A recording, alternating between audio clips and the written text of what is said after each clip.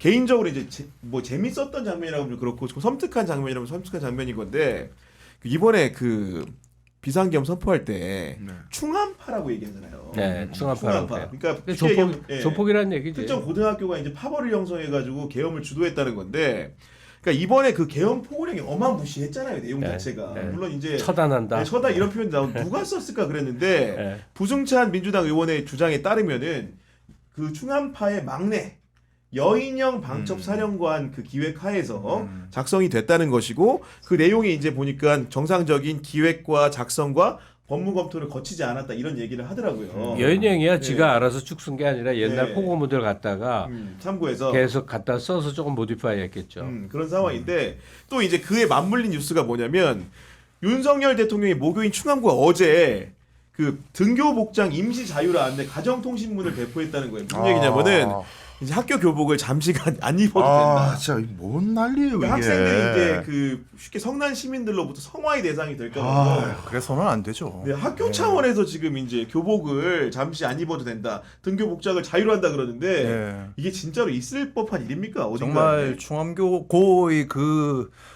극악한 선배 하나 때문에 후배들이 너무 고통을 받고 있는데 우리 시민들도 촛불을 들고 윤석열을 몰아낼 일이지. 네. 중앙교 학생들에게 그렇게 뭐 욕설을 하거나 구타를 하는 것은 있을 수 없는 일이라고 생각하고요. 네. 저는 그리고 그 포고령을 네. 물론 뭐 여인영 방첩사령관이 썼을 수도 있는데 윤 대통령 직접 쓰지 않았을까라는 의심이 상당히 듭니다. 그 내용이 뭐 처단 문장이 그리고 너무 딱 거슬하던데. 의료진을 그러니까. 딱 잡아가지고 그렇게 처단이라는 표현도 쓰고 하는 것이 그렇게 긴 문장 네. 못 쓸 사람이야. 그래도 뭐 야, 법조인인데. 근데 이게 또 충격적인 소식이 하나 지금 나왔는데 이건 제가 봤을 때 탄핵 사유가 계속 쌓이고 그 김용현 장관이 만약에 대통령의 지시를 받고 했다고 하면은 큰 문제인데 김용현 전 국방부 장관이 이번 비상계엄 선포 일주일 전에 남북 간 국지전을 유도하려고 했던 주장이 나왔다는 겁니다. 오물풍선을 날려보낸 북한 원점을 타격하라고 지시했지만 합참 의장이 이를 거부했다는 거예요. 그렇구나. 그러니까 여전히 그 양심을 살아있는 공직자가 우리 국정원 1차장처럼 똑같이 있는 건데 왜 합참 의장 이 말이 사실이라면 왜 합참 의장이 계엄사령관이 안 아니지. 됐는지도 논리적으로 해설이 바로 되네요. 그리고 그게 의미하는 바는 네. 2차 계엄 선포가 아니라 국지전으로 그렇죠, 이 네. 일이 벌어져 나갈 확률이 거의 맞다. 그러면 결국은 제가 논리적 해설해보면 이렇습니다. 국지전을 벌여서 나라의 상태를 불안하게 만든 다음에 자기들의 합법적 계엄을 하려고 했던 것 같아요.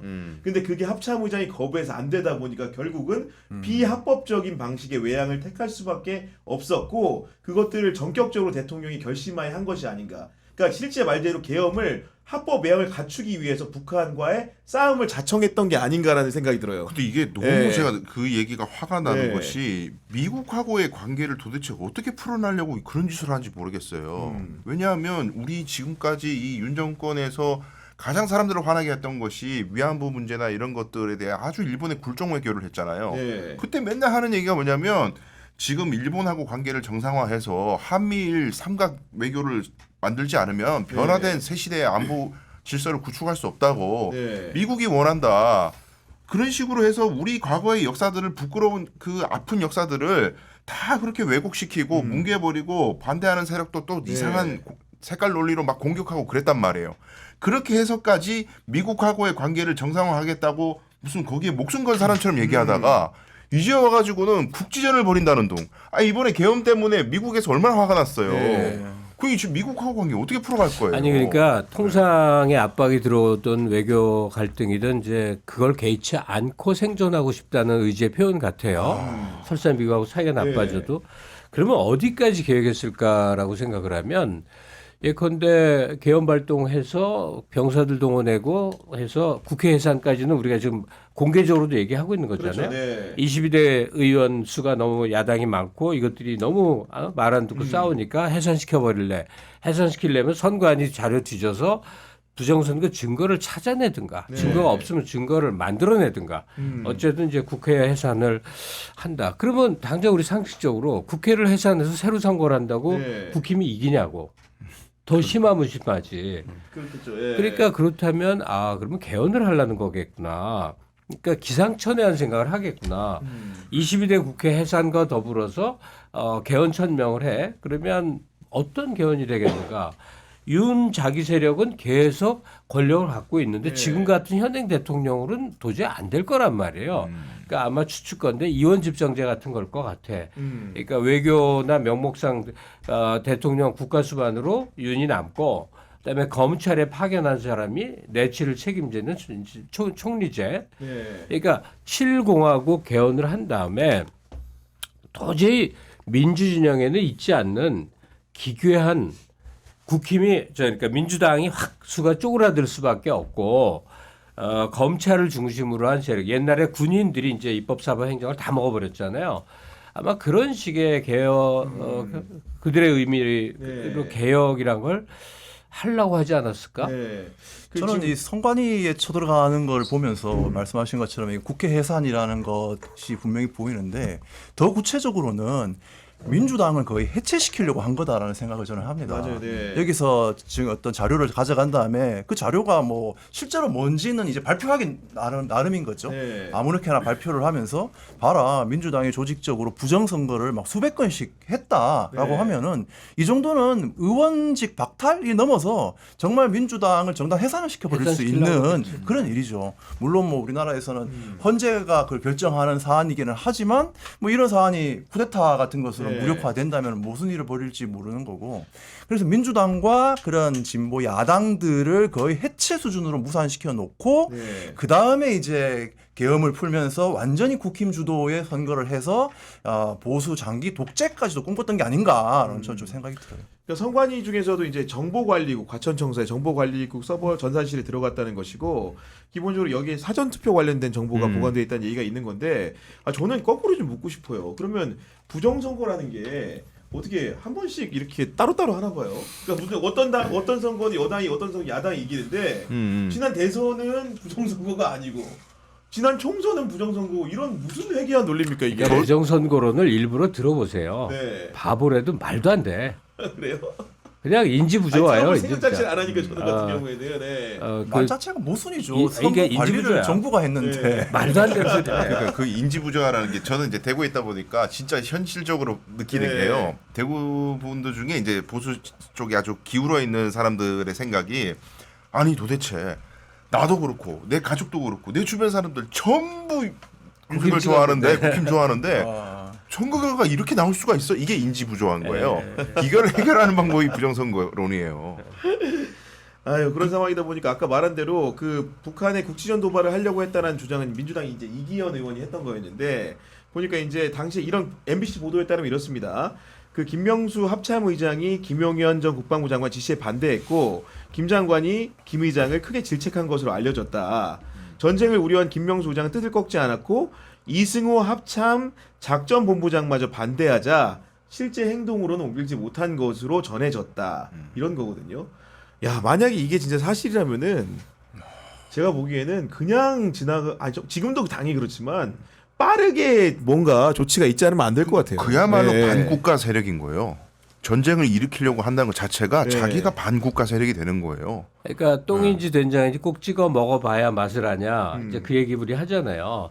이번 이제 계엄령 발동도요. 예를 들면 건물에 불 낸 거예요. 네. 그냥 불을 질러서 다 타고 사람이 수백 명 죽어야 맛을 알겠냐. 이거 사전에 껐잖아.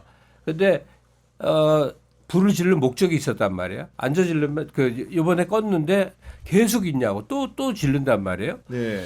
그러면 안보 불안으로 일이 터질 때 두 가지예요. 사람이 대규모 살상이 벌어지고 또 하나는 한국이 아주 가난한 나라가 되죠. 모든 외자가 일거에 빠져나가면서 네.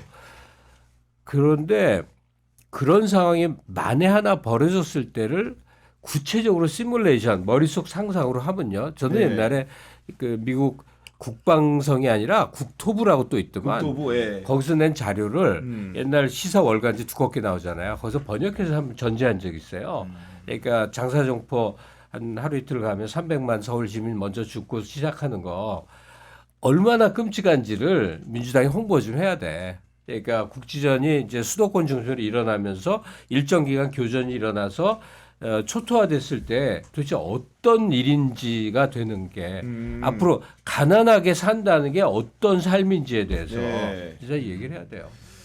지금 이렇게 뭔가 아마도 이런 식의 그런 유사한 속보가 당시에 이제 내란을 그 준비하는 과정에서 어떤 식의 그런 그 말 그대로 범행들이 있었는지가 속속 나올 거라는 좀 생각이 들고요. 이게 비단 이제 한두 개가 아닐 것 같아요. 왜냐면은 그 앞서 이제 우리가 확인한 것처럼 국무회의에 참석했던 국무위원들조차도 실제로 대통령의 그런 결행들이 굉장히 미심쩍고 잘못됐다라는 판단을 했다라는 것들을 공개적으로 밝히는 상황이지 않습니까? 그러니까 네. 아까 제가 그 잠깐 통진당 이야기하다가 이제 말았었는데 그 말씀 드렸던 이유가 통진당은 내란 음모죄로 이제 이석기가 처벌을 받고 당이 해산을 당했단 말이죠.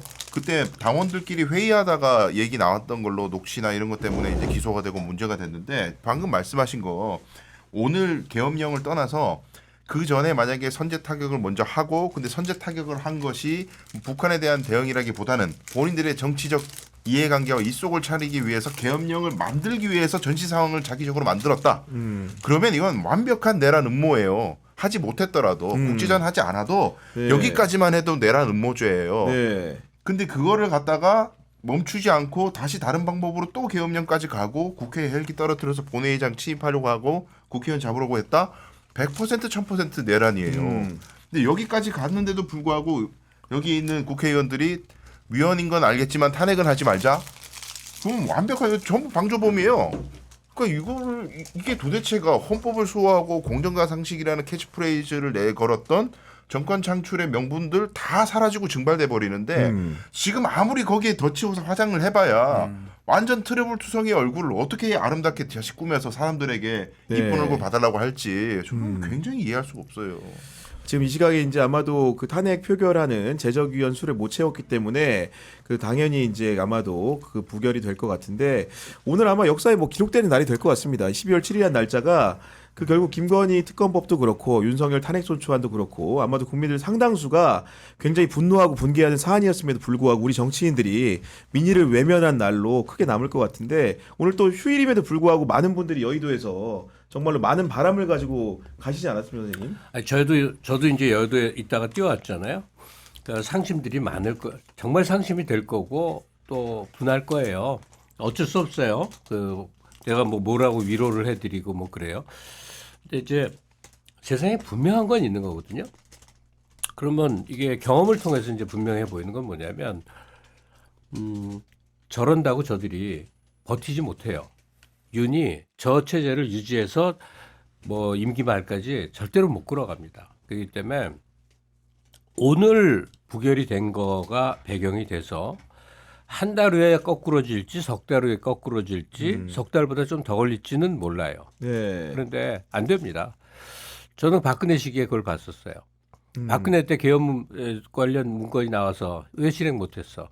미국이 100% 협조를 안 했어요. 그럼요. 네. 박근혜가 딱 가서 시진핑 옆에서 막 이러고 폼 잡은 것 때문에 용서받지 못한 자, 왜 영화 제목 있죠? 용서받지 못한 자가 된 이후에 미국 협조가 전혀 없어서 그렇게 반대하는 사드도 막 허겁지겁 들여오고 미국한테 잘해보려고 별짓 다 했는데 근데 안 됐잖아요. 지금 윤은 더하다고. 그렇죠. 그러니까, 완전히 지금 미국으로부터 완벽하게 고립되고 버림받았죠. 예. 그러니까 물론 모든 정치적 전개에 자꾸 미국 갖다 붙이는 건 좋은 건 아니야. 근데 내막적으로는 사실이야. 우리가 뭐 감춰놓고 얘기하냐고. 그러니까 윤이 한 달 남았냐 석 달 남았느냐 이거지. 그러니까 오늘 기분 나쁘고 기분 더럽지. 이런 건 뭐라고 해야 되나. 아주 더러운 기분인데 그렇다 해서 이제 네. 우리는 안 되나 벼. 이럴 이유는 전혀 없습니다.